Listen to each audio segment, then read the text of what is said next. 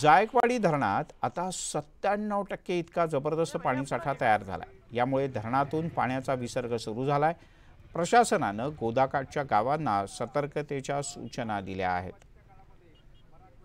सिद्धार्थ गोदाम आपले प्रतिनिधी आपल्यासोबत जोडले गेले थेट संभाजीनगरातून।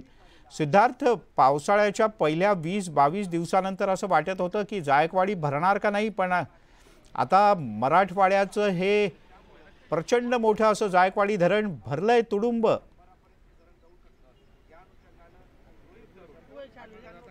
निश्चितपणे मिलिंद, मराठवाड्यासाठी हे आनंदाची बाब आहे।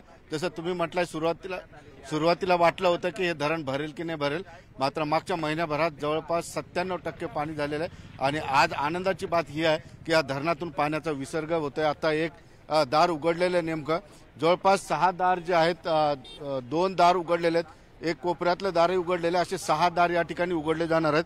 आणि जवळपास 5.5 फुटांनी हे दारं उघडली जाणार आहेत आणि 3600 क्युसेकनी पाण्याचा विसर्ग होणार आहे। आणि हे गोदापात्रात पाणी सोडणार असल्यामुळं गोदापात्रातील गावांना सकाळपासूनच सतर्कतेचा इशारा देण्यात आलेला आहे। आणि धरण 97% भरले आणि धरण क्षेत्रामध्ये अजूनही पाऊस पडतोय, त्यामुळे जवळपास 18 ते 20 हजार क्युसेकनी पाण्याची आवक सुद्धा या धरणामध्ये सुरू आहे। मिलिंद, आनंदाची बाब यासाठी आहे की मराठवाड्यामध्ये जवळपास पाण्यामुळे बऱ्यापैकी प्रकल्पांमध्ये पाणी आहे, मात्र आता जायकवाडीच्या आणि गोदापात्रावर आधारित जे काही प्रकल्प असतील, बंधारे असतील, छोटे मोठे धरणं असतील, त्या धरणांमध्ये सुद्धा पाण्याचा साठा वाढेल।